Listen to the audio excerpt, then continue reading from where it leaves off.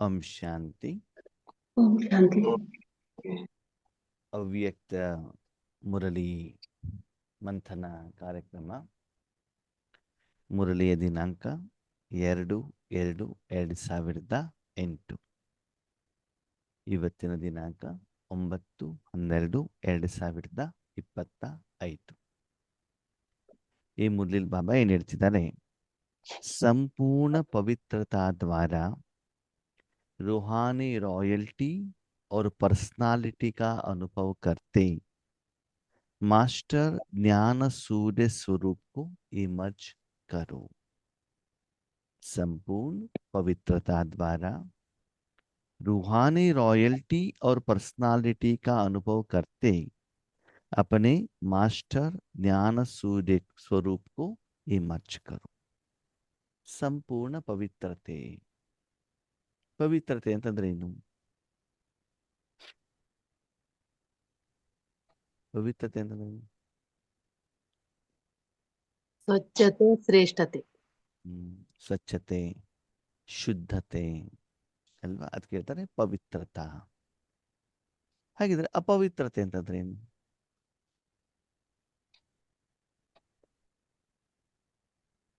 ಅಪವಿತ್ರತೆ ಅಂತಂದ್ರೆ ಏನು? ಪರಕೀಯ, ಪರದರ್ಶನ, ಪರಮತ ಇದರಲ್ಲಿರುವಾಗ ಅಪವಿತ್ರತೆ ಅಂತ ಅನ್ಸ್ಕೊತೀವಿ. ಮನಸ್ಸು ಅಶುದ್ಧವಾಗಿರ್ಬೇಕಾದ್ರೆ, ಮನಸ್ಸು ವಿಕಾರದಲ್ಲಿರೋದು. ಪವಿತ್ರ ಅಂತಂದ್ರೆ ಒಂದು ವಸ್ತು ಹೇಗಿದೆಯೋ ಹಾಗೆ ಇರುವಂತದ್ದಕ್ಕೆ ಶುದ್ಧತೆ, ಒರಿಜಿನಾಲಿಟಿ, ಮೂಲತನ ಅಂತ ಹೇಳ್ತಾರೆ.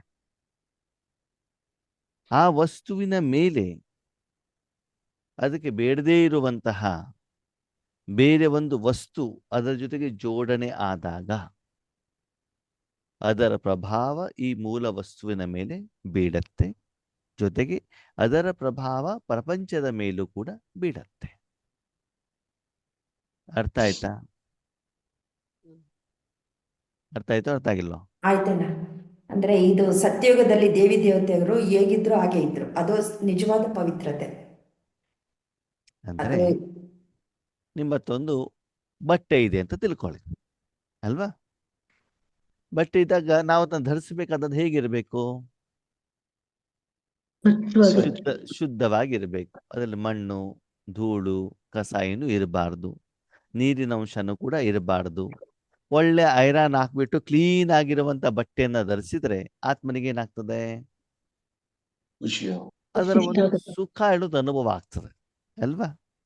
ಅದೇ ಬಟ್ಟೆಗೆ ಮಣ್ಣು ತಾಗಿದೆ, ಕೆಸರು ತಾಗಿದೆ, ಉಪ್ಪಿನಕಾಯಿ ತಾಗಿದೆ, ಮಳೆ ನೀರು ಹಿಡ್ಕೊಂಡಿದೆ. ಯಾವ್ದಕ್ಕೆ ಹಿಡ್ಕೊಂಡಿರೋದು? ಬಟ್ಟೆಗೆ. ಬಟ್ಟೆಗೆ ಅದು ಹಿಡ್ಕೊಂಡಾಗ ಅದ್ರ ಜೊತೆ ಸಂಪರ್ಕದಲ್ಲಿ ಬಂದಾಗ ಅದೇನಾಗಿದೆ? ಅಪವಿತ್ರ ಆಗಿದೆ. ಅವಾಗ ಆ ಸಾಧನ ಜೊತೆಗೆ ಆ ವಸ್ತುವಿನ ಪ್ರಭಾವನೂ ಕೂಡ ಆತ್ಮಕ್ಕೆ ಬೀಳತ್ತೆ ಅಲ್ವಾ? ಬಟ್ಟೆ ಧರಿಸಿದಾಗ ಶರೀರಕ್ಕೆ ಏನಾದ್ರೂ ಬೆವರು ಬಂದ್ರೆ ಆ ಬೆವರು ಕೂಡ ಏನಾಗ್ತದೆ? ಆ ಬಟ್ಟೆ ಮೇಲೆ ಪ್ರಭಾವ ಬೀಳತ್ತೆ ಅಲ್ವಾ?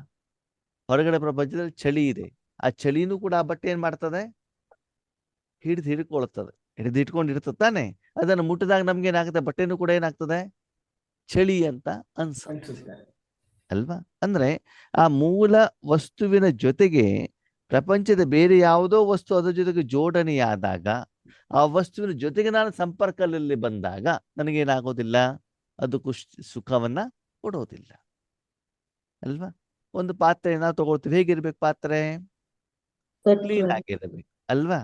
ಅದನ್ನು ಮೊದಲು ನೀವು ಮಾಡಿರುವಂತ ಅಡಿಗೆ ಆಗ್ಲಿ, ಮೊದಲು ಮಾಡಿರುವಂತ ಊಟ ಆಗ್ಲಿ, ಅದು ಅದಕ್ಕೆ ಟಚ್ ಆಗಿದ್ದಿದ್ರೆ ಏನಾಗ್ತದೆ? ಅದರ ಗುಣ ಅದ್ರಲ್ಲಿ ಇರುವಂತ ಕಾರಣದಿಂದ ಆ ನೆಕ್ಸ್ಟ್ ನೀವು ಆ ಸಾಧನವನ್ನು ತೆಗೆದುಕೊಳ್ಳಿಕ್ಕೆ ನಿಮ್ಗೆ ಏನಾಗೋದಿಲ್ಲ? ಇಷ್ಟ ಆಗೋದಿಲ್ಲ. ಒಂದು ವೇಳೆ ತೆಗೆದುಕೊಂಡ್ರೂ ಕೂಡ ಅದ್ರಲ್ಲಿ ಏನು ಉಳ್ಕೊಂಡಿದೆಯಲ್ಲ ಅದರ ಪ್ರಭಾವ ಮುಂದೆ ನೀವು ಆ ಕರ್ಮ ಮಾಡೋದರ ಮೇಲೆ ಬೀಳತ್ತೆ ಅಲ್ವಾ? ಪಾತ್ರೆ ಸರಿಯಾಗಿ ತೊಳಿದೇನೆ ಹಾಲು ಹಾಕಿದ್ರೆ, ಹಾಲು ಬಿಸಿ ಮಾಡ್ಲಿಕ್ಕೆ ಇಟ್ರೆ ಹಾಲು ಏನಾಗ್ಬಿಡ್ತದೆ? ಹಾಳಾಗ್ಬಿಡ್ತದೆ. ಅಂದ್ರೆ ಅಲ್ಲಿ ಕೇವಲ ಪಾತ್ರ ಮಾತ್ರ ಇರಬೇಕೇ ಹೊರತು ಅಲ್ಲಿ ಬೇರೆ ಏನು ಇರಬಾರದು. ಏನಾದ್ರು ಇದ್ರೆ ಅದನ್ನ ಏನ್ ಮಾಡ್ಬೇಕು? ಶುದ್ಧ ಮಾಡ್ಬೇಕು. ಹಾಗಿದ್ರೆ ಈಗ ಶರೀರ ಮಲಿನ ಆಗ್ಲಿಕ್ಕೆ ಧೂಳಿದೆ, ಮಣ್ಣಿದೆ, ಉಪ್ಪಿನಕಾಯಿ ಇದೆ, ನೀರಿದೆ, ಚಳಿ ಇದೆ, ಒಪ್ಕೊಳ್ಳೋಣ. ಪಾತ್ರೆ ಮಲಿನ ಆಗ್ಲಿಕ್ಕೆ ಪಾತ್ರೆ ನೀವು ಯಾವ್ಯಾವ್ದಕ್ಕೆ ಉಪಯೋಗ ಮಾಡಿದಿರೋ ಅದರಿಂದ ಮಲಿನ ಆಗತ್ತೆ, ಅಥವಾ ಹಾಗೆ ಇಟ್ಟು ಧೂಳಾಗ್ತದೆ, ಒಪ್ಕೊಳ್ಳೋಣ. ಆತ್ಮದ ಅಪವಿತ್ರತೆ ಕಾರಣ ಯಾವುದು? ಆತ್ಮದ ಅಪವಿತ್ರತೆ ಕಾರಣ ಯಾವುದು? ಪರದರ್ಶನ, ಮತ್ತೆ ವಿಕಾರಗಳು, ಆಮೇಲೆ ವ್ಯರ್ಥ ವಿಚಾರಗಳು. ವ್ಯರ್ಥ ವಿಚಾರಗಳು, ಅದು ಓಕೆ, ಅದು ಸೂಕ್ಷ್ಮ ರೂಪದಲ್ಲಿ ಅಪವಿತ್ರತೆನೆ. ಓಕೆ, ಸರಿ. ಈಗ ಸ್ಥೂಲ ಪ್ರಪಂಚದಲ್ಲಿ ಏನೇನಿದೆಯಲ್ಲ, ಇದು ಎಲ್ಲದ ಕಡೆಗೂ ನೀವು ನಮ್ಮ ಮನಸ್ಸನ್ನು ಇಟ್ಟು ನನ್ನದು ಅಂತ ತಿಳಿದುಕೊಂಡ್ರೆ ನೀವು ಅದನ್ನು ಧರಿಸಿದಾಗ ಆಗ್ತದೆ. ಮಾನಸಿಕವಾಗಿ ಹೇಳ್ತಾರೆ, ಮಾನಸಿಕವಾಗಿ ಈ ಸ್ಥೂಲ ಪ್ರಪಂಚದಲ್ಲಿ ನನ್ನದು ಅಂತ ನೀವು ತಿಳಿದುಕೊಂಡಾಗ, ಅದರ ಸಂಬಂಧ ಸಂಪರ್ಕದಲ್ಲಿ ಬಂದಾಗ, ಆತ್ಮ ವಸ್ತುವಿನ ಸಂಬಂಧ ಸಂಪರ್ಕದಲ್ಲಿ ಯಾವಾಗ ಬರ್ತದೆ? ನನ್ನದು ಅಂತ ತಿಳ್ಕೊಂಡು ಹೋದ. ಮನಬುದ್ಧಿಯನ್ನ ಅದರ ಜೊತೆಗೆ ಜೋಡಣೆ ಮಾಡಿದಾಗ, ಆ ವಸ್ತು, ವ್ಯಕ್ತಿ, ವಿಷಯದ ಜೊತೆಗೆ ಮನಬುದ್ಧಿಯ ಜೊತೆಗೆ ಜೋಡಣೆ ಮಾಡಿದಾಗ ಅದು ಕನೆಕ್ಷನ್ ಅಲ್ಲಿ ಬರ್ತದಲ್ವಾ? ನಿಮ್ಮ ಬಟ್ಟೆಯನ್ನು ಒಣಗಿಸಿದ್ದೀರಾ, ಓಕೆ, ಇಲ್ಲಿ ಬಿಸಿಲಲ್ಲಿ ಬಿಸಿಲಲ್ಲಿ, ಆವಾಗ ನಿಮ್ಗೂ ಅದಕ್ಕೂ ಏನಾದ್ರು ಸಂಬಂಧ ಇದೆಯಾ? ಇಲ್ಲ. ಇಲ್ಲ. ಆ ಬಟ್ಟೆ ಮೇಲಿರುವಂತ ಮಲಿನತೆ ಪ್ರಭಾವ ಆಗ್ಲಿ, ಸ್ವಚ್ಛತೆ ಪ್ರಭಾವ ಆಗ್ಲಿ, ನಿಮ್ಗೆ ಬರೋದು ಯಾವಾಗ? ಮೆತ್ಕೊಂಡಾಗ, ಅದನ್ನು ಶರೀರದ ಮೇಲೆ ಹಾಕಿದಾಗ, ಧರಿಸಿದಾಗ. ಆವಾಗ ಶರೀರ ಹೇಳುವಂತ ಸಾಧನದ ಮೂಲಕ ನೀವು ಅದನ್ನ ಧರಿಸಿದಿರಿ. ಯಾವ್ದನ್ನ? ಧಾರಣೆ. ಯಾವ್ದನ್ನ? ಬಟ್ಟೆ.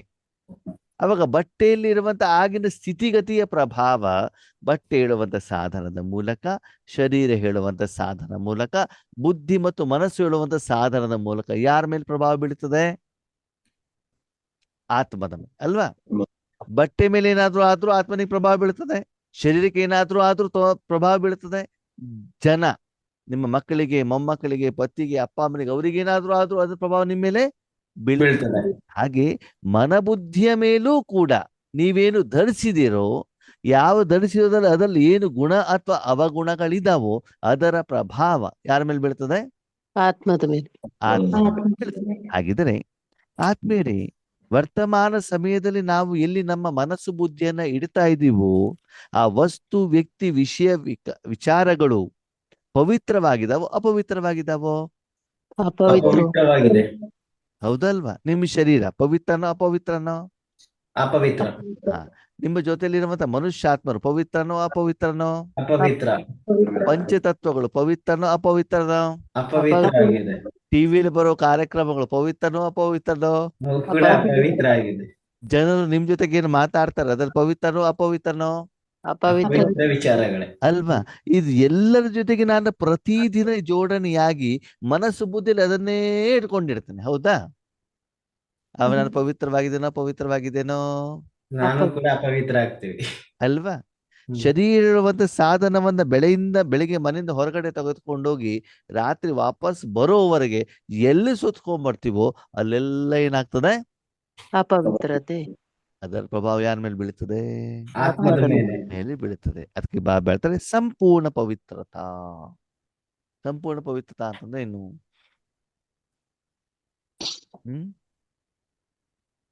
ಸಂಪೂರ್ಣ ಪವಿತ್ರತಾ ಅಂತಂದ್ರೆ ಏನು? ಪ್ರಭಾವದಲ್ಲೂ ಕೂಡ ಬರಬಾರ್ದು ಅಂದ್ರೆ ಈ ಒಂದು 5,000 ವರ್ಷದಲ್ಲಿ ಇಲ್ಲಿ ಇರುವಂತ ಯಾವುದೇ ವಸ್ತು, ವ್ಯಕ್ತಿ, ವಿಷಯ, ಜ್ಞಾನ, ಸಂಸ್ಕಾರ, ಇದು ಯಾವುದ್ರ ಜೊತೆಗೆ ನೀವು ಕನೆಕ್ಟ್ ಆಗಬಾರ್ದು. ಓಕೆ, ಈ ಶರೀರದ ಮೇಲೆ ಅಪವಿತ್ರತೆ ಬೀಳ್ತದೋ ಬೀಳಲ್ವೋ? ಓಕೆ, ಸಂಪೂರ್ಣ ಶರೀರ ಪವಿತ್ರವಾಗಿರಬೇಕು ಅಂದ್ರೆ ಏನ್ ಮಾಡ್ಬೇಕು? ಹೊರಗಡೆಯಿಂದ, ಒಳಗಡೆಯಿಂದ ಬಿಟ್ಬಿಡಿ. ಒಳಗಡೆಯಿಂದ ಮಲ ಇರ್ತದೆ, ಮೂತ್ರ ಇರ್ತದೆ, ಕಾಯಿಲೆಗಳಿರ್ತಾವೆ, ವೈರಸ್ಗಳಿರ್ತಾವೆ, ಅದು ಏನೇ ಇರ್ತದೆ ಅದು ಬೇಡ. ಅಲ್ಲಿ ಏನಿರ್ತದೆ ನಮ್ಮ ಕಣ್ಣಿಗೆ ಅದು ಕಾಣೋದಿಲ್ಲ. ಶಾರೀರಿಕವಾಗಿ ಹೊರಗಡೆಯಿಂದ ನೀವೇನಾಗಿರ್ಬೇಕು? ಶುದ್ಧವಾಗಿರ್ಬೇಕು. ಏನ್ ಮಾಡ್ಬೇಕು? ಸ್ನಾನ ಮಾಡ್ಬೇಕು. ಡಿಟ್ಯಾಚ್ ಆಗಿರ್ಬೇಕು. ಶರೀರಕ್ಕೆ ನಾನು ಕೇಳ್ತಾ ಇರೋದು. ದಿನ ಸ್ನಾನ ಮಾಡ್ಬೇಕಣ್ಣ.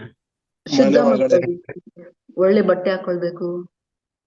ಶರೀರ ಸಂಪೂರ್ಣವಾಗಿ ಪವಿತ್ರವಾಗಿರ್ಬೇಕಂತ ಏನ್ ಮಾಡ್ಬೇಕು?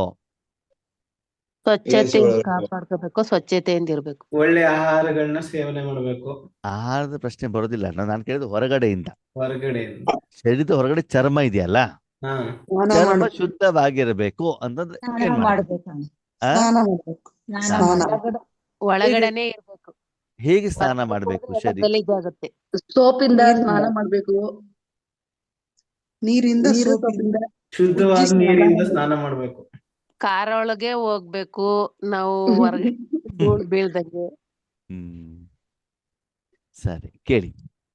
ಶರೀರ ಸ್ವಚ್ಛವಾಗಬೇಕು, ಪವಿತ್ರವಾಗಿರ್ಬೇಕು ಅಂತಂದ್ರೆ ಈ ಪ್ರಪಂಚಕ್ಕೆ ಶರೀರ ಹೇಗೆ ಬಂದಿತ್ತಲ್ಲ ಅದೇ ಫಾರ್ಮೆಟ್ ಅಲ್ಲಿ ಇರ್ಬೇಕು. ಅರ್ಥ ಆಯ್ತಾ? ತಾಯಿ ಗರ್ಭದ ಮೂಲಕ ಶರೀರ ಬಂದಾಗ ಏನ್ ತಗೊಂಡು ಬಂದಿತ್ತಲ್ಲ ಅದೇ ಫಾರ್ಮೆಟ್ ಅಲ್ಲಿ ಇರ್ಬೇಕೇ ಹೊರತು ಕಿವಿಗೆ, ಮೂಗಿಗೆ, ಕೈಗೆ ಏನು ಅದು ಶರೀರಕ್ಕೆ ಯಾವುದೇ ಈ ಪ್ರಪಂಚದ ವಸ್ತುವನ್ನ ಧರಿಸಿರಬಾರದು. ರೈಟ್? ನೀವು ಕಿವಿಗೆ ಓಲೆ ಹಾಕೊಂಡಿದ್ದೀರಿ ಅಂತ ತಿಳ್ಕೊಳ್ಳಿ, ಅಲ್ಲಿ ಹಾ. ಒಳಗಡೆ ನೀರು ಹೋಗೋದಿಲ್ಲ, ಅಲ್ಲಿ ಕೆಸರು ಕುಂತಿರ್ತದೆ. ಹೌದೋ ಅಲ್ವೋ? Yes or no? ಎಸ್. ಬಟ್ಟೆ ಹಾಕೊಂಡಿರ್ತೀವಿ, ಬಟ್ಟೆ ಒಳಗಡೆ ಸರಿಯಾಗಿ ನೀರು ಹೋಗೋದಿಲ್ಲ, ಅಲ್ಲಿ ಏನಾಗ್ತದೆ? ಕ್ಲೀನು ಆಗೋದಿಲ್ಲ. ಆಗೋದಿಲ್ಲ. ಆವಾಗ ಒರಿಜಿನಲ್ ಫಾರ್ಮೆಟ್ ಏನಿದೆ ಅದೇ ಫಾರ್ಮೆಟ್ ಅಲ್ಲಿ ಇರ್ಬೇಕು. ಓಕೆ, ಒಂದ್ ವೇಳೆ ನೀವು ಹೇರ್ ಡೈ ಮಾಡ್ಕೊಂಡಿದ್ದೀರಿ, ಏನಾಗ್ತದೆ? ಕೆಮಿಕಲ್ ಇರ್ತದೆ ತಲೆ ಮೇಲೆ. ಆ ಹೇರ್ ಡೈ ಕಪ್ಪು ಕಲರ್ ಎಲ್ಲ ಶರೀರದ ಮೇಲೆ ಮೆತ್ಕೊಳ್ತದೆ. ಬೀಳ್ತದೆ. ಯಾಕಂದ್ರೆ ಎಕ್ಸ್ಟ್ರಾ ಮೆಚ್ಕೊಂಡಿದ್ದೀರಲ್ವಾ? ಅವಾಗ ಶರೀರ ಮಲಿನ ಆಗತ್ತೋ ಪವಿತ್ರವಾಗತ್ತೋ? ಮಲಿನ ಆಗುತ್ತೆ. ಆವಾಗ ಶರೀರ ಪವಿತ್ರವಾಗಿರಬೇಕು ಅಂತ ಮೊದಲು ಆ ಶರೀರ ಒರಿಜಿನಲ್ ಫಾರ್ಮೆಟ್ ಅಲ್ಲಿ ಇರ್ಬೇಕು. ಅಂದ್ರೆ ಈ ಪ್ರಪಂಚದಲ್ಲಿ ಬಂದಾಗ ಶರೀರದ ಜೊತೆಗೆ ನಾವೇನೇನು ವಸ್ತುವನ್ನು ಧಾರಣೆ ಮಾಡಿದೀವಿ, ಕರ್ಮಕ್ಷೇತ್ರಕ್ಕೆ ಪ್ರಪಂಚಕ್ಕೆ ಬಂದಾಗ ಅದೆಲ್ಲವನ್ನ ಶರೀರದಿಂದ ನಾನು ಭಿನ್ನ ಮಾಡ್ಬೇಕು. ಆಮೇಲೆ ಏನ್ ಮಾಡ್ಬೇಕು? ಮನ ಬುದ್ಧಿಯನ್ನ ಸ್ವಚ್ಛ ಮಾಡ್ಬೇಕು. ಶರೀರದ ಬಗ್ಗೆ ಮಾತ್ರ ನಾನು ಮಾತಾಡ್ತಿದ್ದೇನೆ. ಅಷ್ಟು ಡಿಟ್ಯಾಚ್ ಮಾಡಿದ ಮೇಲೆ ತಲೆಯಿಂದ ಕಾಲಿನವರೆಗೆ ನೀರಿನಿಂದ ಅದನ್ನ ಏನ್ ಮಾಡ್ಬೇಕು? ಕ್ಲೀನ್ ಮಾಡಿ. ಅಲ್ವಾ? ಸರಿ, ತಲೆಯಿಂದ ಕೆಳಗಡೆ ನಾನು ಕ್ಲೀನ್ ಮಾಡ್ತೇನಪ್ಪ, ನನ್ನ ಬೆನ್ನು ಹಿಂದ್ಗಡೆಗೆ ಎಷ್ಟಿದೆ ಅಂತ ನನಗೆ ನೀರ್ ತಾಗಿದ್ದಿಲ್ಲ ಅಂತ ನನಗೆ ಗೊತ್ತಾಗತ್ತಾ? ಇಲ್ಲ, ಅಲ್ಲಿ ಕೈ ಹಾಕ್ಬಿಟ್ಟು ಉಜ್ಲಿಕ್ಕೆ ಆಗತ್ತಾ? ಆಗೋದಿಲ್ಲ. ಅದಕ್ಕೆ ಏನ್ ಮಾಡೋಣ? ಇನ್ನೊಬ್ರು ಹೆಲ್ಪ್ ಬೇಕು. ನೀವು ಒಬ್ಬರೇ ಇದ್ದೀರಾ, ಬೇರೆ ಯಾರು ಇಲ್ಲ ಅಂತ ತಿಳ್ಕೊಳ್ಳಿ. ಆವಾಗ ಏನ್ ಮಾಡ್ತೀರಿ? ಸಾಧನ ಇರ್ತದೆ ಅಣ್ಣ, ಅದಕ್ಕೆ. ಅದಕ್ಕೆ ಏನ್ ಮಾಡ್ಬೇಕು? ನದಿ ಎಲ್ಲ ಸಮುದ್ರದಲ್ಲಿ ಮುಳುಗಿ ಬಿಡ್ಬೇಕು. ಏನ್ ಮಾಡ್ಬೇಕು? ನದಿಯಲ್ಲಿ ಹೋಗಿ ಮುಳುಗಬೇಕು. ಮುಳುಗಿದ್ರೆ ಶರೀರದ ಎಲ್ಲಾ ಜಾಗದಲ್ಲಿ ನೀರು ಟಚ್ ಆಗತ್ತೋ ಇಲ್ವೋ? ಆಗುತ್ತೆ. ಹಾ, ಹಾಗಿದ್ರೆ ಶರೀರ ಯಾವಾಗ ಪವಿತ್ರ ಆಗಿರ್ತದೆ ಹೇಳಿ ನೋಡೋಣ? ಪರಮಾತ್ಮನಲ್ಲಿ ಸಂಪೂರ್ಣವಾಗಿ ಭಾವನ ಮುಳುಗಿ ನೆನಪಿನಲ್ಲಿ ಯಾವಾಗ ಹೋಗಲ್ಲ. ನೆನಪೆಲ್ಲ ಬಂದಿಲ್ಲ, ಬರೀ ನಾನು ಶರೀರದ ಬಗ್ಗೆ ಮಾತಾಡ್ತಿದ್ದೇನೆ. ಇಲ್ಲಿ ಮನ, ಬುದ್ಧಿ, ಆತ್ಮ, ಪರಮಾತ್ಮ ಇಲ್ಲಿ ಯಾವುದು ಬಂದಿಲ್ಲ. ಪ್ರಶ್ನೆ ಏನು? ಶರೀರದ ಹೊರಗಡೆಗಿರುವಂತ ಚರ್ಮ ಸಂಪೂರ್ಣ ಪವಿತ್ರವಾಗಿರ್ಬೇಕು ಅಂದ್ರೆ ಯಾವ ಸ್ಟೇಜ್ ಅಲ್ಲಿ ಇರಬೇಕು? ಯಾವ ಸ್ಟೇಜ್ ಅಲ್ಲಿ ಇರಬೇಕು? ಮಗುವಿನ ಸ್ಟೇಜ್. ಶರೀರದ ಮೇಲೆ ಯಾವುದೇ ಸಾಧನ ಇರಬಾರ್ದು. ಸ್ವಚ್ಛ ಮಾಡುವಂತ ಸಾಧನ ಅದು ನೀರಿನ ಜೊತೆಗೆ ಇರಬೇಕು. ಎಲ್ಲಿವರೆಗೆ ನೀವು ಸಮುದ್ರದ ಒಳಗಡೆಗೆ, ನದಿಯಲ್ಲಿ ನೀವು ಶರೀರವನ್ನು ಇಟ್ಟಿದ್ದೀರೋ ಅಲ್ಲಿವರೆಗೆ ನೀವೇನಾಗಿದ್ದೀರಿ? ಪವಿತ್ರ ಇದ್ದೀರಾ. ಓಕೆ, ಸಮುದ್ರದಿಂದ ಹೊರಗಡೆಗೆ ಬಂದ್ಬಿಟ್ರಿ, ಅವಾಗ ಏನಾಯ್ತು? ಧೂಳೆಲ್ಲ ಮೇತ್ಕೊಂಡು. ಧೂಳಿರ್ಬೋದು, ಮಣ್ಣಿರ್ಬೋದು, ಬಿಸಿ ಇರ್ಬೋದು, ಚಳಿ ಇರ್ಬೋದು, ಅಲ್ಲಿ ಏನಿದೆ ಅದರ ಪ್ರಭಾವ ಯಾರ ಮೇಲೆ ಬೀಳ್ತದೆ? ಶರೀರದ ಮೇಲೆ ಬೀಳ್ತದೆ ಅಲ್ವಾ? ಎಲ್ಲಿವರೆಗೆ ನೀವು ಶುದ್ಧವಾಗಿರುವಂತ ನೀರಿನಲ್ಲಿ ಇದ್ರೆ ಏನಾಗ್ತದೆ? ಯಾವುದೇ ಪ್ರಭಾವ ಬೀಳೋದಿಲ್ಲ. ಇರುವಂತ ಕೊಳೆ ಹೋಗ್ತಾ ಇರ್ತದೆ ಹೊರತು ಕೆಸರೇನಾಗೋದಿಲ್ಲ, ಅಂಡ್ಕೊಳ್ಳೋದಿಲ್ಲ. ಹೌದಾ? ಓಕೆ, ಸರಿ. ಅವಾಗ ಆ ಶರೀರದಿಂದ ನೀವು ಸ್ವಚ್ಛ ಮಾಡ್ಕೊಂಡು ಬಂದಾಗ ನಿಮ್ಗೆ ಹಗುರತೆ ಅನುಭವ ಆಗತ್ತೋ ಆಗಲ್ವೋ? ಖುಷಿ ಅನುಭವ ಆಗತ್ತೋ ಆಗಲ್ವೋ? ಆಗುತ್ತೆ. ಚರ್ಮ ಕಪ್ಪಗಿರೋದು ಬೆಳಗಾಗಿರ್ತದೋ ಇಲ್ವೋ? ಇಲ್ಲ. ಇಲ್ಲ. ಬಿಸಿಲೆಲ್ಲ ಹೋಗ್ಬಿಟ್ಟು ಚರ್ಮ ಎಲ್ಲ ಕಪ್ಪಾಗಿರ್ತದಲ್ವಾ ಅಣ್ಣವ್ರೆ? ಹಾ. ಅದೇ ಒರಿಜಿನಲ್ ಮೂಲ ಚರ್ಮ ಅಲ್ಲ ನಾನು ಹೇಳ್ತಾ ಇರೋದು. ಈ ಪ್ರಪಂಚಕ್ಕೆ ನಾವು ಉಪಯೋಗ ಮಾಡಿದಾಗ ಬಿಸಿಲಲ್ಲಿ ಹೋಗಿರ್ತೀವಿ, ಮಣ್ಣಲ್ಲಿ ಹೋಗಿರ್ತದೆ, ಅದು ಸ್ವಲ್ಪ ಏನಾಗಿರ್ತದೆ? ಗಂಟಾಗಿರ್ತದೆ. ಓಕೆ, ಅದೆಲ್ಲ ಹೊರಟೋಗ್ತದಲ್ವಾ? ಹೊರಟೋಗ್ಬಿಟ್ಟು ಅದು ಮೂಲ ಸ್ವರೂಪ ಬರ್ತದಲ್ವಾ? ಓಕೆ, ಇದು ಯಾವುದು? ಶರೀರದ ರಾಯಲ್ಟಿ, ಶರೀರದ ಪರ್ಸನಾಲಿಟಿ. ಅವಾಗಲ್ವಾ? ಆವಾಗ ಆ ಸ್ವಚ್ಛವಾಗಿರುವಂತ ಶರೀರವನ್ನು ಉಪಯೋಗ ಮಾಡ್ತಾರೆ. ನಿಮ್ಗೇನಿರ್ತದೆ? ಉಮಂಗ, ಉತ್ಸಾಹ. ಉತ್ಸಾಹ. ಶರೀರದ ಒಳಗಡೆ ಕಾಯಿಲೆ ಇಲ್ಲ, ಉಮಂಗ ಉತ್ಸಾಹ ಇರ್ತದೆ. ಹಸಿವೆ ಇದ್ದೂ ಕೂಡ ನಮ್ಗೆ ಸಪೋರ್ಟ್ ಸಿಗಲ್ಲ, ಊಟ ಜಾಸ್ತಿ ಆದ್ರೂ ನಮ್ಗೆ ಸಪೋರ್ಟ್ ಸಿಗಲ್ಲ. ಆಗೋದಿಲ್ಲ ಅಲ್ವಾ? ಹಾಗೆ ಇಲ್ಲಿ ಬಾಬಾ ಹೇಳ್ತಾರೆ, ಹೇಗೆ ಆ ಸಾಧನ ನೀರಿನ ಜೊತೆಯಲ್ಲಿ ಸಂಪರ್ಕದಲ್ಲಿದ್ದಾಗ ಪವಿತ್ರವಾಗಿರ್ತದೆ. ಈಗ ಆತ್ಮ ಪವಿತ್ರವಾಗಿರ್ಬೇಕು ಅಂತ ಏನ್ ಮಾಡ್ಬೇಕು? ಮನ ಶರೀರ- ಬುದ್ಧಿ ಸಂಸ್ಕಾರನ ಸ್ವಚ್ಛ ಮಾಡ್ಕೋಬೇಕು. ಹಾ, ಮನಬುದ್ಧಿ ಸಂಸ್ಕಾರವನ್ನ ಆ ಸಮಯದಲ್ಲಿ ಈ ಪ್ರಪಂಚದ ಯಾವುದೇ ವಸ್ತು, ವ್ಯಕ್ತಿ, ವಿಷಯ, ಜ್ಞಾನ, ಅಜ್ಞಾನ, ಸಂಸ್ಕಾರ, ಗುಣ, ಅವಗುಣ ಯಾವುದರ ಜೊತೆಗೂ ನೀವು ಜೋಡಣೆ ಮಾಡುವ ಹಾಗೆ ಇಲ್ಲ. ಇಲ್ಲ.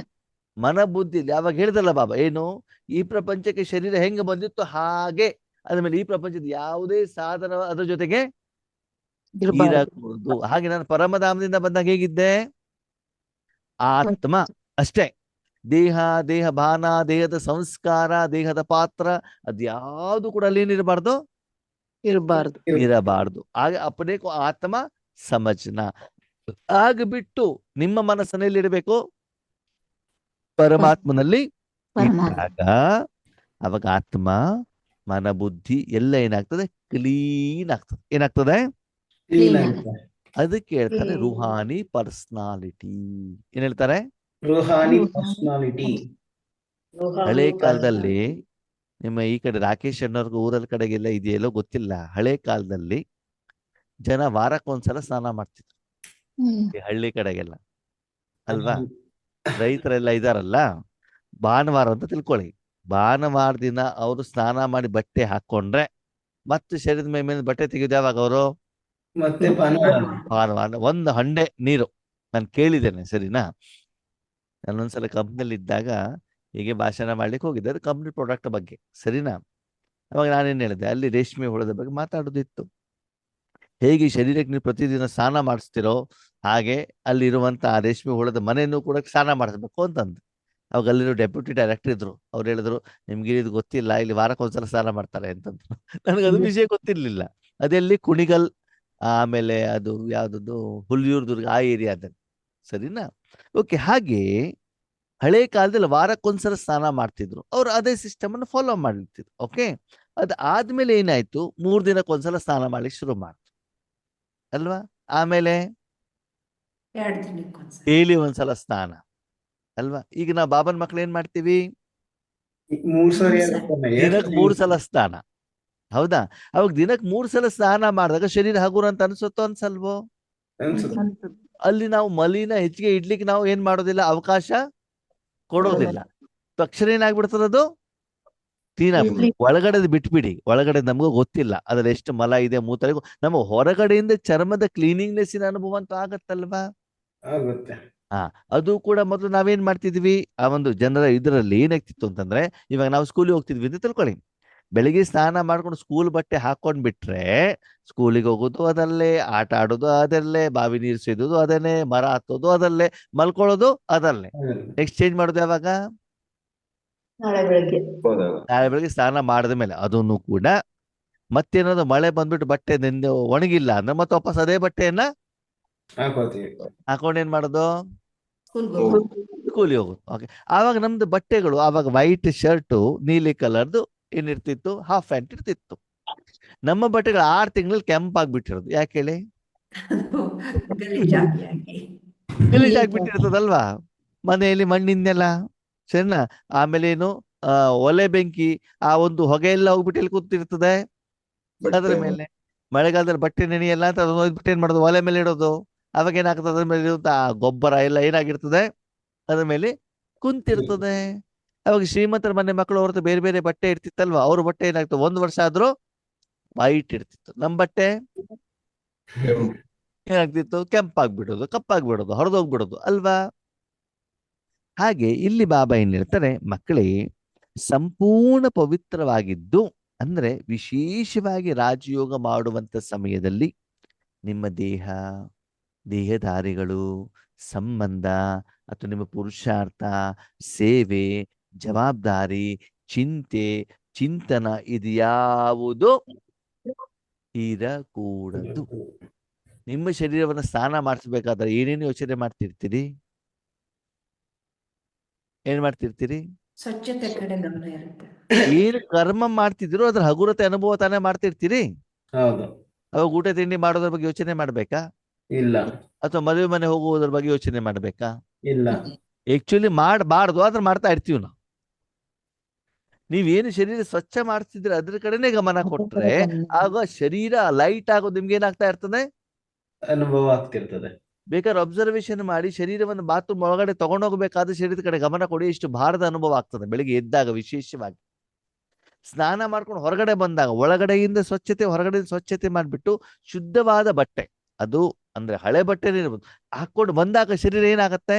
ಆಗ್ರಹವಾಗಿರುತ್ತೆ. ಅದಕ್ಕೆ ಹೇಳ್ತಾರೆ ರೂಹಾನಿ ರಾಯಲ್ಟಿ.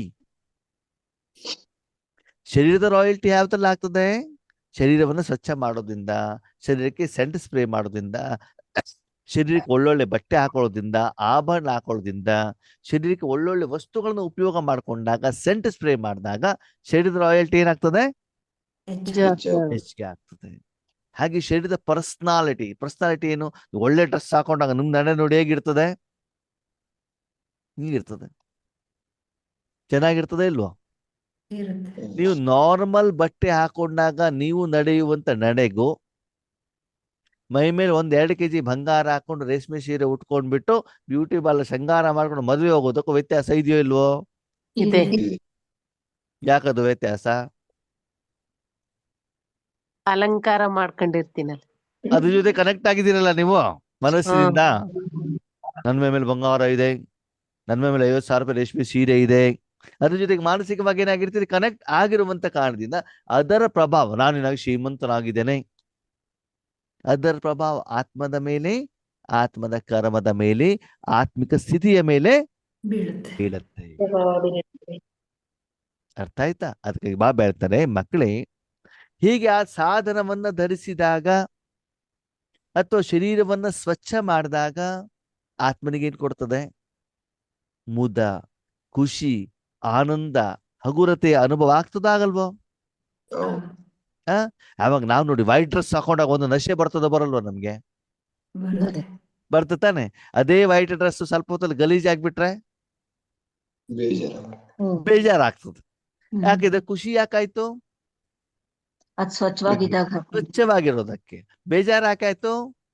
ಗಲೀಜ್ ಅಲ್ವಾ? ಇದನ್ನ ನಾವ್ ಯಾವ್ದ್ರ ಜೊತೆ ಕನೆಕ್ಟ್ ಆಗಿದ್ದೀವಿ? ಮನಬುದ್ಧಿಯಿಂದ. ಓಕೆ, ನೀವು ಮನಬುದ್ಧಿಯಿಂದ ಬಟ್ಟೆ ಕಡೆ ಕನೆಕ್ಟ್ ಆಗೇ ಇಲ್ಲ ಅಂತ ತಿಳ್ಕೊಳ್ಳಿ, ಅದರ ಪ್ರಭಾವ ನಿಮ್ಮ ಮೇಲೆ ಏನಾಗೋದಿಲ್ಲ? ಬೀಳುದೇ ಇಲ್ಲ. ಇವಾಗ ನಾವು ಈಶ್ವರಿ ಸೇವೆಗೆ ಹೋಗಿರ್ತೀವ, ಜ್ಞಾನ ಹೇಳೋದ್ ಕಡೆ ಗಮನ ಕೊಟ್ರೆ ಎಷ್ಟು ಕ್ವಾಲಿಟಿ ಬಟ್ಟೆ ಹಾಕೊಂಡಿದೀವಿ ಅಂತಾನು ಗಮನ ಇರೋದಿಲ್ಲ, ಯಾವ ಬ್ಯಾಡ್ಜ್ ಹಾಕೊಂಡಿದೀವಿ ಅಂತಾನು ಗಮನ ಇರೋದಿಲ್ಲ, ಎಲ್ಲಿ ಕುಂತಿದೀವಿ ಅಂತಾನು ಗೊತ್ತಿರೋದಿಲ್ಲ, ಕಣ್ಣಿಗೆ ಸ್ಪೆಕ್ಸ್ ಇದೆ ಅಂತಾನು ಕೂಡ ಏನಾಗಿರೋದಿಲ್ಲ. ಯಾಕೆ? ಅದ್ರ ಜೊತೆ ನಾನು ಕನೆಕ್ಟ್ ಆಗಿಲ್ಲ. ಅಂದ್ರೆ ನನ್ನ ಸುತ್ತಮುತ್ತಲು ಯಾವುದೇ ವಸ್ತು, ವ್ಯಕ್ತಿ, ವಿಷಯ ಏನೇ ಇದ್ರೂ ಕೂಡ ಮನಬುದ್ಧಿಯ ಮೂಲಕ ನಾನು ಜೋಡಣೆ ಆದ್ರೆ ಮಾತ್ರ ಅದು ಕರ್ಮ ಅಂತ ಆಗತ್ತೆ. ಯಾರಿಗೆ? ಆತ್ಮನಿಗೆ. ಮತ್ತು ಆ ಕರ್ಮದ ಫಲದ ಎಫೆಕ್ಟ್ ಯಾರಿಗೆ ಆಗ್ತದೆ?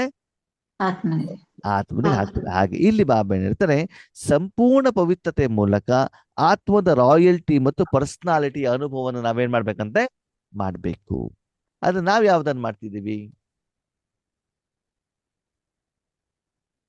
ನಮ್ಮ ಪರ್ಸನಾಲಿಟಿ ಮತ್ತು ರಾಯಲ್ಟಿ ಯಾವ್ದಲ್ಲಿ ಇಂಪ್ರೂವ್ಮೆಂಟ್ಸ್ ಆಗ್ತಾ ಇದೆ? ಸ್ವಂತ ಮನೆ ಬೇಕು, ಅದ್ರಲ್ಲಿ ಮಾರ್ಬಲ್ಸ್ ಬೇಕು, ಪೇಂಟ್ ಹೊಡೆದ್ಬಿಟ್ಟು 2 ವರ್ಷ ಆಗ್ಬಿಟ್ಟಿದೆ, ಹಣ್ಣವ್ರೆ ಹಳೇದ್ ಹಾಕ್ಬಿಟ್ಟಿದೆ, ಫಳ ಫಳ ಫಳ ಫಳ ಹೊಳಿಬೇಕು. ಯಾವ್ದು? ಮನೆ ಗೋಡೆ. ನಮ್ಮ ಮನೆಗೆ ಬಂದ್ ನೋಡಿ, ಯಾವಾಗ್ಲೂ ಹೊಡೆದಿರೋದು ಪೇಂಟು. ಮನೆಯೆಲ್ಲ ಏನಾಗಿದೆ, ಕೆಲವೊಂದ್ ಕಡೆ ಪೇಂಟೇ ಹೊಡೆದಿಲ್ಲ ನಾವು. ಓಕೆನಾ? ಅದಕ್ಕಾಗಿ ನಾವು ಅದ್ರ ಕಡೆಗೆ ಏನ್ ಮಾಡೋದಿಲ್ಲ, ಗಮನ ಕೊಡೋದು. ನಾವೇನು ಯೋಚನೆ ಮಾಡ್ತೀವಿ? ಸೋಫಾ, ಮಂಚ, Kurlon, bed, dining table. Dining table ಅದೆಲ್ಲ ಕ್ಲೀನ್ ಆಗಿರ್ಬೇಕು, ಒಳ್ಳೆ ಏನಾಗಿರ್ಬೇಕು, ಕ್ವಾಲಿಟಿ ಇರೋದಿರ್ಬೇಕು. ದೇವರ ಕೋಣೆಯಲ್ಲಿ ಒಂದು 50,000 ರೂಪಾಯಿದು ತಿರುಪತಿ ತಿಮ್ಮಪ್ಪನ ಫೋಟೋ ಇರಬೇಕು. ಅದ್ರ ಲೈಟ್ ಏನಾಗ್ತಾ ಇರ್ಬೇಕು, ಒಳ್ಳೆ ಹೊಳಿತಾ ಇರಬೇಕು. ನಾವು ಓಡಾಡುವಂತ ಕಾರು AC-ಯಲ್ಲಿ ಇರಬೇಕು, ಕ್ಲೀನ್ ಆಗಿರ್ಬೇಕು, ಸೋಫಾ ಚೆನ್ನಾಗಿರ್ಬೇಕು, ಒಳಗಡೆಗೆ ಸೆಂಟ್ ಸ್ಪ್ರೇ ಮಾಡ್ಕೊಂಡಿರ್ಬೇಕು. ನಮ್ಮ ಗಮನ ಇಲ್ಲಿ ಲೌಕಿಕದ ಕಡೆ. ತನು, ಧನ, ಜನ. ನಮ್ಮ ಜೊತೆಲಿರುವಂತ ಜನನೂ ಕೂಡ, ಯಾರು? ಮಕ್ಕಳು ಮೊಮ್ಮಕ್ಕಳು ಒಳ್ಳೆ ಬಟ್ಟೆ ಹಾಕೊಂಡಿರ್ಬೇಕು, ಅಣ್ಣವ್ರು ಈ ಸಲ ನನ್ನ ಮಗಳಿಗೆ ಏನ್ ಮಾಡಿದೆ, ಕಾರ್ ಕೊಡಿಸಿದೆ, ಲ್ಯಾಪ್ಟಾಪ್ ಕೊಡಿಸಿದೆ, ಬಂಗಾರ ಕೊಡಿಸಿದೆ, ಡ್ರೆಸ್ ಅನ್ನ ಕೊಡಿಸಿದೆ. ಅದು ನಾವ್ ಯಾವ್ದು ಕಡೆ ಗಮನ ಕೊಡ್ತೀವಿ? ವಸ್ತು. ಶರೀರಕ್ಕೆ ಸಂಬಂಧಪಟ್ಟಂತದ್ದು, ಧನಕ್ಕೆ ಸಂಬಂಧಪಟ್ಟದ್ದು, ಜನಕ್ಕೆ ಸಂಬಂಧಪಟ್ಟಂತ ಏನು ಸಾಧನಗಳಿದಾವೆ ಅದರ ಪರ್ಸನಾಲಿಟಿ. ನಮ್ಮ ಹಣ ಜಾಸ್ತಿ ಇದ್ರೆ ನಾವೇನ್ ಮಾಡ್ತೀವಿ? ಖರ್ಚು ಮಾಡ್ತೀವಿ ಅದಕ್ಕೆ ಇದಕ್ಕೆ. ಒಳ್ಳೆ ಕ್ವಾಲಿಟಿ ಬಟ್ಟೆ ತಗೊಳ್ತೀವಿ ಅಲ್ವಾ? ಅಥವಾ ಟ್ರೈನಲ್ಲಿ ಹೋಗ್ಬೇಕಾದ್ರೆ AC ಹೋಗ್ತೀವಲ್ವಾ? ಯಾಕಂದ್ರೆ AC ಹೋದಾಗ ನಿಮ್ ಬಟ್ಟೆ ಯಾವ್ದು ಧೂಳು ಆಗೋದಿಲ್ಲ. ಆಗೋದಿಲ್ಲ. ಲೌಕಿಕದಲ್ಲಿರೋ ಹಣ ಜಾಸ್ತಿ ಇದ್ರೆ ಏನ್ ಮಾಡ್ತಾರೆ? 5 ಸ್ಟಾರ್ ಹೋಟೆಲ್ಗೆ ಹೋಗ್ತಾರೆ. ಅದೇ ಇಡ್ಲಿ ವಡ ಇರ್ತದೆ, ಅದ್ರಲ್ಲಿ ರೇಟ್ ಜಾಸ್ತಿ, ಇಲ್ಲಿ ರೇಟ್ ಕಮ್ಮಿ. ಅದನ್ನ ನಾವು ತೋರ್ಸ್ಕೊಳ್ಬೇಕಲ್ಲ. ನಾವ್ಯಾರು? ರಾಯಲ್ಟಿ. ಶ್ರೀಮಂತರು ಅಂತ ತೋರ್ಸ್ಕೊಳ್ಬೇಕಲ್ವಾ? ಹೇಗೆ ಶಾರೀರಿಕವಾದ ರಾಯಲ್ಟಿ ಇರ್ತಿರೋ ಅದೇ ರೀತಿ ನಿಮ್ಮ ಮನಸ್ಸನ್ನ ಈ ಪ್ರಪಂಚ ಎಲ್ಲದಿಂದ ತೆಗೆದೇನ್ ಮಾಡ್ಬೇಕಂತೆ? ಆತ್ಮಿಕ ರಾಯಲ್ಟಿಯ ಅನುಭವ ಮಾಡ್ಬೇಕು. ಅರ್ಥ ಆಯ್ತೋ ಅರ್ಥ ಆಗಿಲ್ವೋ? ಅರ್ಥ ಆಯ್ತು. ಹೇಗೆ ಶರೀರವನ್ನ, ಬಟ್ಟೆಯನ್ನ, ಮನೆಯನ್ನ, ಮಕ್ಕಳನ್ನ ನೀವು ಕ್ಲೀನ್ ಮಾಡಿದಾಗ ಆ ಕ್ಲೀನಿಂಗ್ ನೆಸ್ಸಿನ ಸ್ವಚ್ಛತೆಯ ಅನುಭವ ಆತ್ಮನಿಗೆ ಆಗತ್ತೋ, ಹಾಗೆ ನೀವು ಆತ್ಮನಾಗಿ ಮನಸ್ಸನ್ನ ಪರಮಾತ್ಮನಲ್ಲಿ ಇಟ್ಟಾಗ ಮನಬುದ್ಧಿ ಸಂಸ್ಕಾರ ಸಹಿತ ಆತ್ಮ ಶುದ್ಧವಾಗಿರುವಂತ ಆ ಒಂದು ಅನುಭವ ಯಾರಿಗಾಗ್ಬೇಕು? ಅದಕ್ಕೆ ಆಗ್ಬೇಕು. ಅರ್ಥ ಆಯ್ತು ಇವಾಗ ಬಾಬಾ ಏನ್ ಹೇಳ್ತಿದಾರಂತ? ಹ್ಮ್. ಅದನ್ನ ಬಿಟ್ಬಿಟ್ಟು ನೀವು ಯೋಗ ಮಾಡ್ಬೇಕಾದ್ರೆ ನನ್ನ ಮಕ್ಕಳು, ನನ್ನ ಪತಿ, ಕೆಲಸ, ತಲೆನೋವು ಇದನ್ನೆಲ್ಲ ನೀವು ತೆಗೆದುಕೊಂಡು ಹೋಗಿದ್ರೆ ಅವಾಗ ಸ್ವಚ್ಛತೆಯ ಅನುಭವ ನಿಮಗೆ ಆಗಲ್ಲ. ಬೆಳಿಗ್ಗೆ ಏಳಬೇಕು. ಶರೀರಕ್ಕೆ ಏನೂ ಟ್ರೀಟ್ಮೆಂಟ್ ಕೊಡಬಾರ್ದು. ಏನು ಟ್ರೀಟ್ಮೆಂಟ್ ಅಂತಂದ್ರೆ ಸ್ನಾನ ಇಲ್ಲ, ಹಲ್ಲು ಉಜ್ಜಿಲ್ಲ, ಮಲಮೂತ್ರ ಕ್ಲೀನ್ ಮಾಡಿಲ್ಲ, ಓಕೆ, ಬಾಚಿಲ್ಲ. ಏನು ಮಾಡಿಲ್ಲ. ಏನು ಮಾಡ್ತೇನೆ, ಏನ್ ಮಾಡೋದು ಅಂತಂದ್ರೆ ಫೇರ್ ಅಂಡ್ ಲವ್ಲಿ ಎಲ್ಲ ಹಚ್ಕೊಂಡು, ರೇಷ್ಮೆ ಸೀರೆ ಉಟ್ಕೊಂಡು, ಬಂಗಾರ ಹಾಕೊಂಡು ಮದುವೆ ಮನೆಗೆ ಹೋಗೋದು. ಹೆಂಗಿರ್ತದೆ? ಚೆನ್ನಾಗಿರಲ್ಲ. ಯಾಕೆ ಚೆನ್ನಾಗಿರೋದಿಲ್ಲ? ಅವ್ರಿಗೆ ಫೇರ್ ಅಂಡ್ ಲವ್ಲಿ ಕಾಣೋದಿಲ್ವಾ? ಬಂಗಾರ ಕಾಣೋದಿಲ್ವಾ? ರೇಷ್ಮೆ ಸೀರೆ ಕಾಣೋದಿಲ್ವಾ ಅವ್ರಿಗೆ? ನಿಮ್ಮ ಶ್ರೀಮಂತಿಕೆ ಏನು? 2 ಕೋಟಿ ರೂಪಾಯಿ ಕಾರಲ್ಲಿ ಹೋಗಿ, ಓಕೆ, ಕೈಯಲ್ಲಿ ಒಂದು 50,000 ರೂಪಾಯಿ ಮೊಬೈಲ್ ಇಟ್ಕೊಳ್ಳಿ, ಹೆಂಗಿರ್ತದೆ? ನಮ್ಗೆ ಅಗೃತ ಇರಲ್ಲ. ಅವ್ರಿಗೆ ಏನಾದ್ರು ಇಲ್ಲಿ, ನಮ್ ಕತೆ ಹೆಂಗಿರ್ತದೆ? ಮನಸ್ಸು ಭಾರವಾಗಿ ಬಾಯಿ ಓಪನ್ ಮಾಡಿದ್ರೆ ದುರ್ನಾತ ಬರ್ತಾ ಇರ್ತಾರೆ. ಅದ್ ನಮ್ಗೆ ಗೊತ್ತಾಗ್ತದೆ ತಾನೆ? ಹಾಗೆ ಇಲ್ಲಿ ಬಾಬಾ ಏನ್ ಹೇಳ್ತಾ ಇದಾರೆ, ಆತ್ಮ ಮತ್ತು ಮನಬುದ್ಧಿಯನ್ನು ನಾನು ಸ್ವಚ್ಛ ಮಾಡಿಲ್ಲ. ಯಾವ್ದು ಸ್ವಚ್ಛತೆ ಕಡೆ ಗಮನ ಕೊಡ್ತಿದೀವಿ?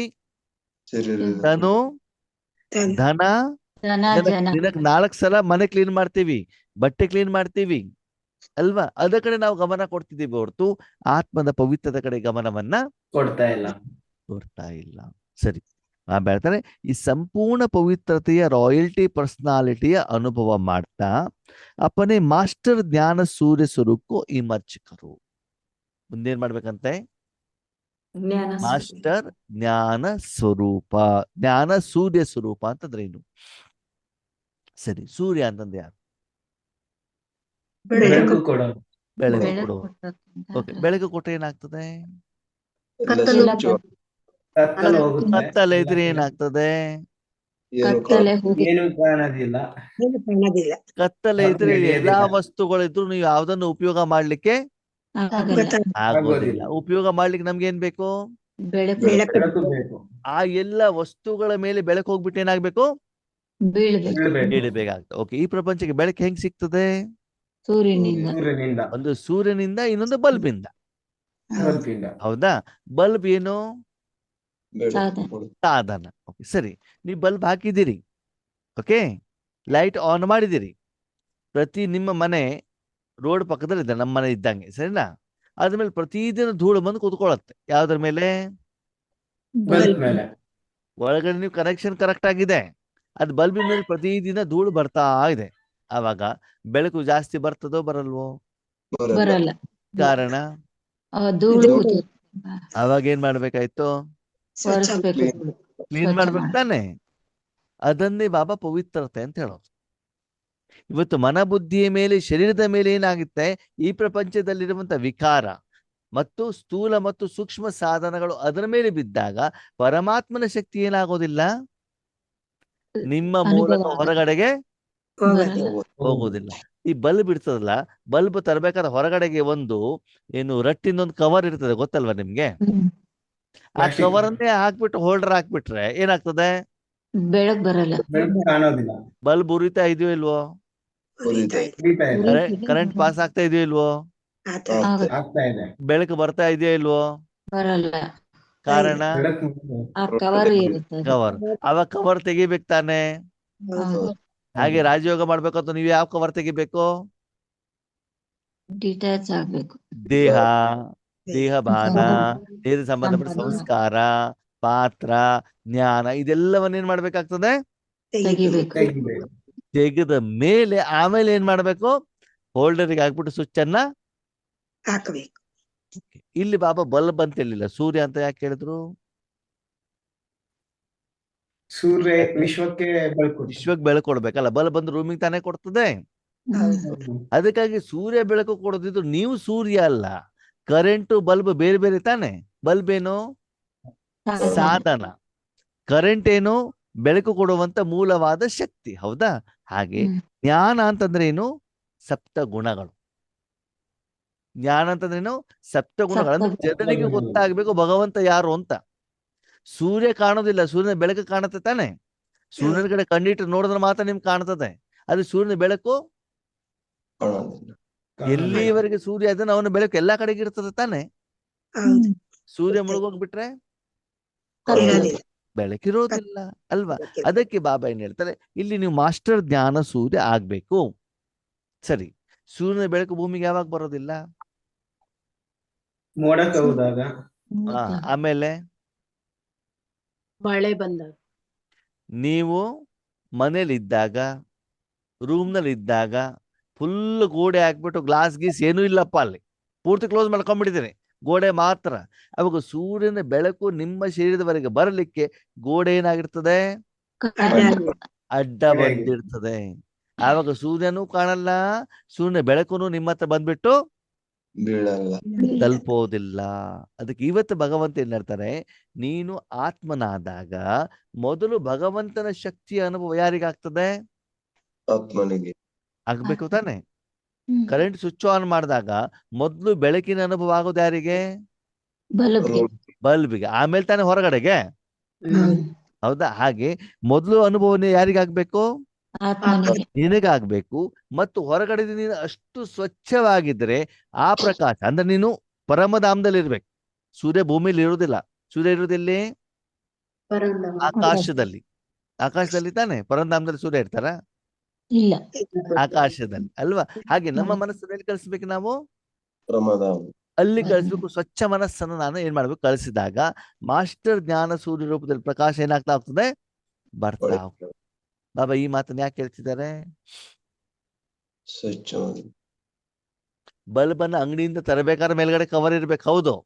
ಆದ್ರೆ ಬಲ್ಬ್ ಹೋಲ್ಡರಿಗೆ ಹಾಕ್ಬೇಕಾದ್ರೆ ಕವರು ತೆಗಿಬೇಕು, ಅದ್ರ ಮೇಲೆ ಧೂಳುನು ತೆಗಿಬೇಕು. ಅಂದ್ರೆ ಇಲ್ಲಿ ಆತ್ಮೀರಿ ನಾವು ರಾಜಯೋಗ ಮಾಡಬೇಕಾದ್ರೆ ಆತ್ಮನ ಜೊತೆಗೆ ಯಾವ್ದನ್ನ ತಗೊಂಡೋಗಿರ್ತೀವಿ? ಮನಸ್ಸು, ಬುದ್ಧಿ ಸರಿ, ಸಾಧನ ಸರಿ. ಆದ್ರೆ ಶರೀರಕ್ಕೆ ಸಂಬಂಧಪಟ್ಟದ ವಿಚಾರ, ನನ್ನ ಮಕ್ಕಳಿಗೆ ಇದನ್ನು ಕೊಡು, ನಮ್ಮ ಪತಿಗೆ ಹಿಂಗ್ ಕೊಡು, ಈ ಸಮಸ್ಯೆ ಇದೆ, ಇದನ್ನೆಲ್ಲ ನಾವು ತೆಗೆದುಕೊಂಡು ಅಲ್ಲಿ ಹೋದ್ರೆ ಎಲ್ಲಿ ಹೋಗ್ಬಿಟ್ಟಲ್ಲಿ ವಾಹನ ಮಾಡಿದ್ರೆ ಏನಾಗ್ತದೆ? ಬೆಳಕಪ್ಪ ಆಗಲ್ಲ. ನಿಮ್ಮ ಮೂಲಕ ಶಕ್ತಿ ವಿಶ್ವಕ್ಕೆ ಹೋಗ್ಬಿಟ್ಟು ತಲುಪುವುದಿಲ್ಲ. ಅರ್ಥ ಆಯ್ತಾ?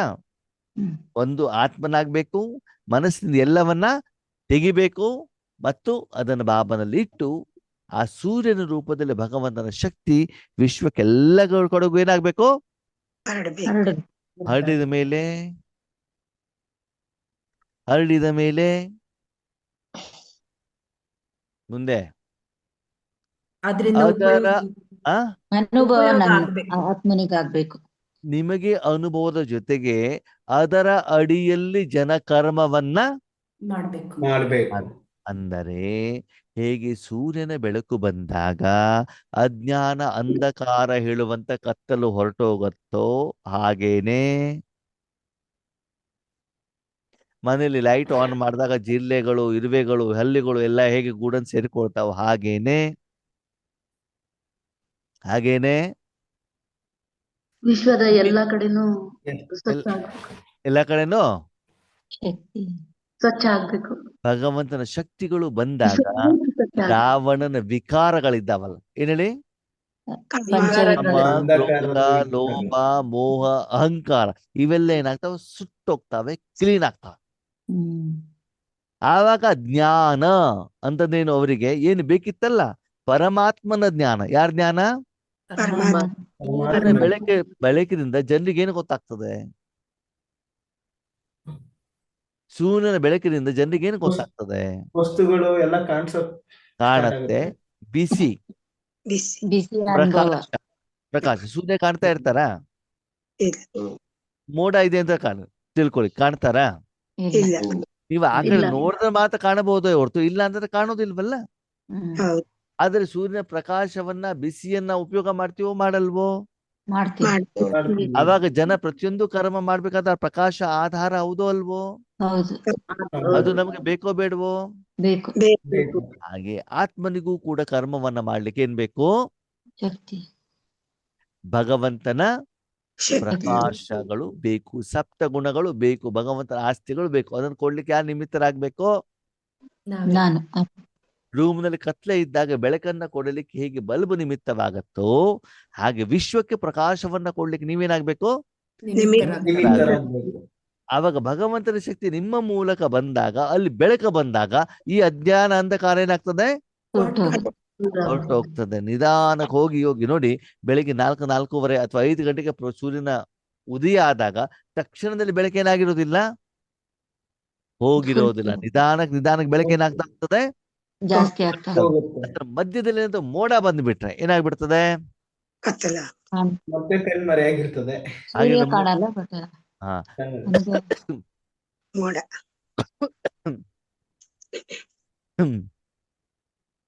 ಮೋಡ ಬಂತು, ಪರ್ವತ ಅಡ್ಡ ಬಂತು, ರೆಂಬೆ ಕೊಂಬೆಗಳು ಅಡ್ಡ ಬಂದ್ವು.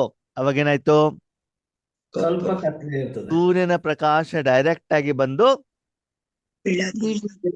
ಹಾಗೆ ಆತ್ಮ ಮತ್ತು ಪರಮಾತ್ಮನ ಮಧ್ಯದಲ್ಲಿ ಏನು ಬರ್ತದೆ?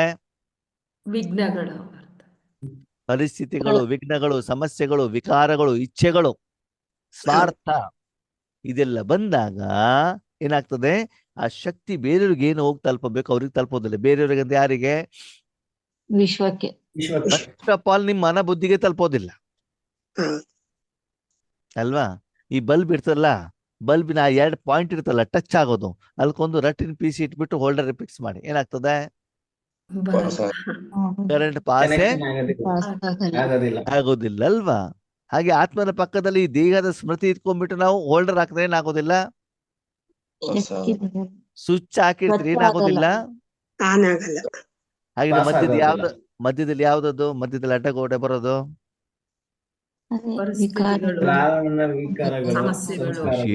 ವಿಶೇಷವಾಗಿ ನಿದ್ರೆ. ಅಮೃತ ವೇಳೆಯಲ್ಲಿ ಯಾವ್ದದ್ದು?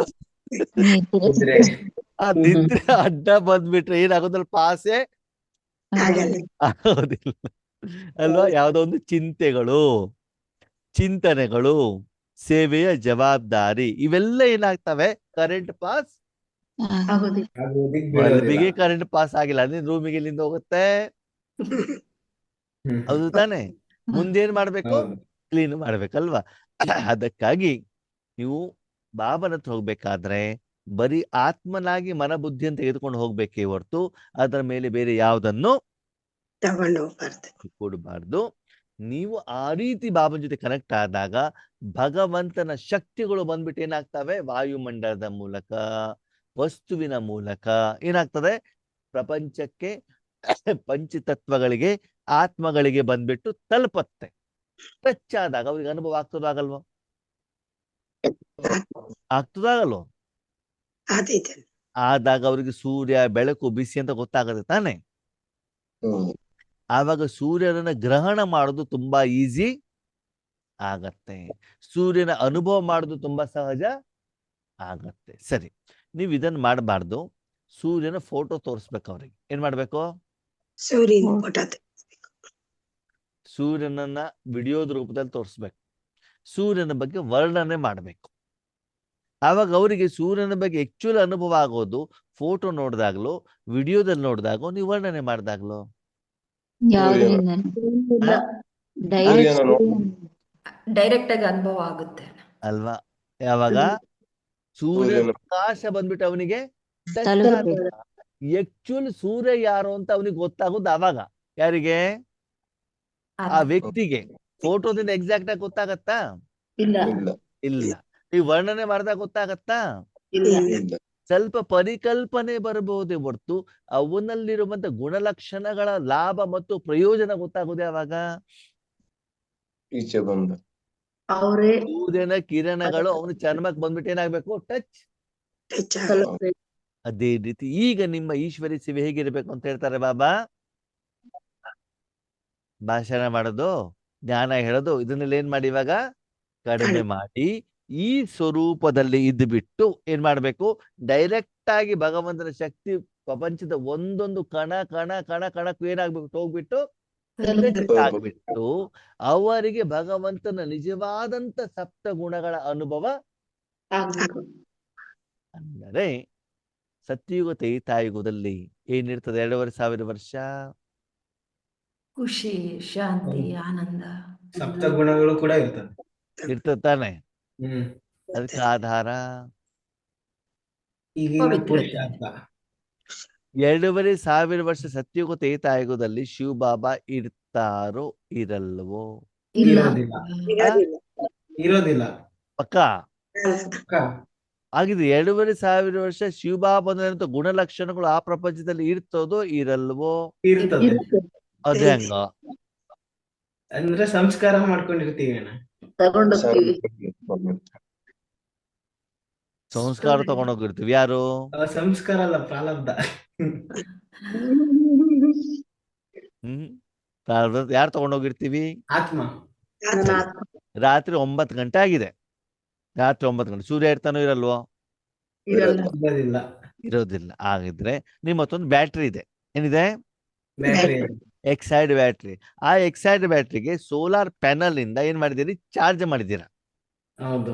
ಯಾವ್ದಿಂದ? Solar panel. ಯಾವಾಗ ಸೂರ್ಯ ಇದ್ದಾನಲ್ಲ, ಸೂರ್ಯ ಇದ್ದಾಗ ಅವನ ಪ್ರಕಾಶವನ್ನು ಸ್ಪೆಷಲ್ ಆಗಿ ನೀವು ಕ್ಯಾಚ್ ಮಾಡಿ ಏನ್ ಮಾಡಿದ್ರೆ ಸ್ಟಾಕ್ ಮಾಡಿ ಇಟ್ಕೊಂಡಿದ್ದೀರಿ. ಎಲ್ಲಿ? ಬ್ಯಾಟ್ರಿಯಲ್ಲಿ. ರಾತ್ರಿ 9 ಗಂಟೆಗೆ ಏನಿಲ್ಲ, ಕರೆಂಟ್ ಇಲ್ಲ. ಅವಾಗ ನಿಮ್ಮನೇಲಿ ಪ್ರಕಾಶ ಇರ್ತದೋ ಇರಲ್ವೋ? ಇರ್ತದೆ. ಯಾವ್ದ್ರಿಂದ? ಬ್ಯಾಟ್ರಿಯಿಂದ. ಬ್ಯಾಟ್ರಿಲಿ ಏನು ಇದೆಯಲ್ಲ ಅದು ಪ್ರಕಾಶ ಕೊಡ್ತಾ ಇರ್ತದೆ. ಅವಾಗ ಬ್ಯಾಟ್ರಿ ಚಾರ್ಜ್ ಆಗ್ತಾ ಇದೆಯಾ? ಇಲ್ಲ. ಏನಾಗ್ತಾ ಇದೆ? ಚಾರ್ಜ್ ತೀರ್ತಾ ಇರ್ತದೆ. ಅವಾಗ ನಿಧಾನ ಪ್ರಕಾಶ ಏನಾಗ್ತಾ ಇದೆ? ಬರ್ತಿರ್ತದೆ. ಹಾಗೇನೆ ಸತ್ಯುಗ ತ್ರೇತಾಯುಗದಲ್ಲಿ ನಾವು ಆತ್ಮಗಳಿರ್ತಾವಲ್ವಾ, ಈಗ ಚಾರ್ಜಿಂಗ್ ಮಾಡ್ಕೊಂಡಿದೀವಲ್ವಾ, ಆ ಚಾರ್ಜಿಂಗಿನ ಪ್ರಕಾಶ ಏನಾಗ್ತಿರ್ತದೆ ಅಲ್ಲಿ ಹೊರಗಡೆಗೆ? ಸ್ಥೂಲ ಪ್ರಕಾಶ ಅಲ್ಲ. ಯಾವ್ದದು? ಸ್ಥೂಲ ಪ್ರಕಾಶ ಅಲ್ಲ. ಶಾಂತಿ, ಸುಖ, ಸಂತೋಷ, ಆನಂದ, ನೆಮ್ಮದಿ, ನಿರಾಕಾರವಾಗಿರೋ ಪ್ರಪಂಚದಲ್ಲಿ ಏನಾಗ್ತಾ ಇರ್ತದೆ? ಹೋಗ್ತಾ ಇರ್ತದೆ. ಅದು ಹೋಗ್ಬೇಕಂದ್ರೆ ಚಾರ್ಜಿಂಗ್ ಯಾವಾಗ ಮಾಡ್ಕೊಳ್ಬೇಕು? ಈಗ. ಅದು ಚಾರ್ಜ್ ಮಾಡ್ಬೇಕಾದ್ರೆ ಬ್ಯಾಟ್ರಿ ಬಿಸಿ ಆಗಿರ್ತದೋ, ಡಿಸ್ಚಾರ್ಜ್ ಮಾಡ್ಬೇಕಾದ್ರೆ ಬಿಸಿ ಆಗಿರ್ತದೋ? ಚಾರ್ಜ್ ಮಾಡ್ಬೇಕಾದ್ರೆ. ಅಲ್ವಾ? ಈಗ ನೀವು ಚಾರ್ಜ್ ಆಗ್ಬೇಕಾದ್ರೆ ಏನಾಗ್ಬೇಕು? ಆತ್ಮ ಅಷ್ಟು ಪವರ್ಫುಲ್ ಆಗಿ ಚಾರ್ಜ್ ಆಗ್ಬೇಕು ತಾನೆ? ಹೌದು. ಆಗ್ತಾ ಇದೀವಾ? ಬೇಕು. ಅಲ್ವಾ? ಅದಕ್ಕಾಗಿ ಬಾಬಾ ಹೇಳ್ತಾರೆ ಈ ಸಮಯದಲ್ಲಿ ಬಾಬನಿಂದ ಶಕ್ತಿ ತಗೊಂಡು ಚಾರ್ಜು ಆಗ್ಬೇಕು, ಈಗ ಕೊಡಲು ಬೇಕು. ಭವಿಷ್ಯದಲ್ಲಿ 2500 ವರ್ಷನೂ ಕೂಡ ನಿಮ್ಮ ಮೂಲಕ ಹೊರಗಡೆಗೆ ಹೋಗ್ತಾ ಇರಬೇಕು ಅಂತಂದ್ರೆ ಎಷ್ಟು ನಿರಂತರವಾಗಿ ಏನ್ ಮಾಡ್ಬೇಕಾಗ್ತದೆ?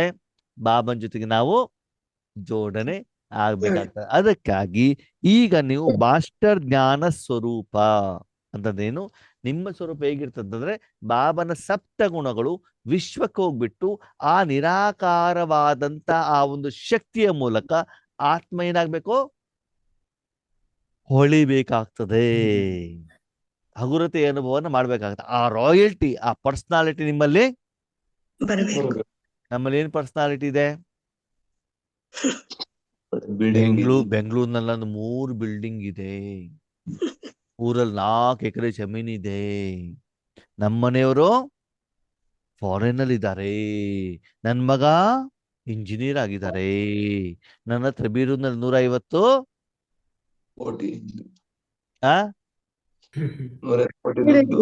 ಡ್ರೆಸ್ ಇದೆ ಅಲ್ವಾ? ಇದು ಯಾವ್ದಿದೆ ನಮ್ದು? ಇದು ಉಮಂಗ ಉತ್ಸಾಹ, ಈ ರಾಯಲ್ಟಿ ಇದಿದೆ ಅಲ್ವಾ? ಅದಿರ್ಬೇಕೋ ಬೇಡವೋ? ಬೇಡ. ಅದಕ್ಕಿಂತ ಹೆಚ್ಚಿಗೆ ಈ ಆತ್ಮಿಕ ರಾಯಲ್ಟಿ ಪರ್ಸನಾಲಿಟಿ ಬರಬೇಕು ಅಂತಂದ್ರೆ ಈ ರೀತಿ ನೀವೇನ್ ಮಾಡ್ಬೇಕಾಗ್ತದೆ? ಸೇವೆಯನ್ನ ಮಾಡ್ಬೇಕ. ಇದರ ಅವಶ್ಯಕತೆ ಇವಾಗ ಇದೆ. ಐತಿ. ಅರ್ಥ ಆಯ್ತಾ? ಅಂದ್ರೆ ನೀವು ಸೂರ್ಯ ಆಗಿದ್ದೀರಿ ಅಂತ ಹೇಳುವಂಗಿಲ್ಲ. ಅಲ್ಲಿ ಜ್ಞಾನ, ಇಲ್ಲಿ ಜ್ಞಾನ ಅಂತಂದ್ರೆ ಏನು? ಭಗವಂತನ ಸಂದೇಶ ಅಲ್ಲ ಆತ್ಮೀಯರೇ, ನಿಮ್ಮಿಂದ ಹೊರಡುವಂತ ಇವಾಗ ಸೂರ್ಯನ ಜ್ಞಾನ ಅಂತಂದೇನು? ಪ್ರಕಾಶ ಮತ್ತು ಬಿಸಿ, ಹೌದಾ? ಅದರಿಂದ ಸೂರ್ಯ ಇದ್ದಾನಂತ ತಾನೇ ಗೊತ್ತಾಗ್ತದೆ ನಿಮಗೆ. ಓಕೆ, ಹಲಸಿನ ಇದೆ ಅಂತ ಹೆಂಗ್ ಗೊತ್ತಾಗ್ತದೆ? ಸ್ಮೆಲ್ ಬರ್ತಾ ಇದೆ. ವಾಸನೆಯಿಂದ. ಹಾಗೆ ನೀವು ಯಾರ ಜ್ಞಾನವನ್ನು ಕೊಡ್ಬೇಕಲ್ಲಿ? ಪರಮಾತ್ಮ. ಪರಮಾತ್ಮನ ಜ್ಞಾನ ಕೊಡಬೇಕು ಅಂತಂದ್ರೆ ನೀವು ಮೊದಲಷ್ಟು ಪವಿತ್ರವಾಗಿರ್ಬೇಕು, ನಿಮ್ಮ ಶಕ್ತಿಗಳು ಎಲ್ಲಾ ಕಡೆಗೂ ಹೋಗ್ಬೇಕು, ಅದರ ಅನುಭವ ಅವರಿಗೆ ಆಗ್ಬೇಕು. ಆಗ್ಬೇಕು. ಅದಾಗ್ಬೇಕು ಅಂದ್ರೆ ನೀವ್ ಹೆಂಗಿರ್ಬೇಕು?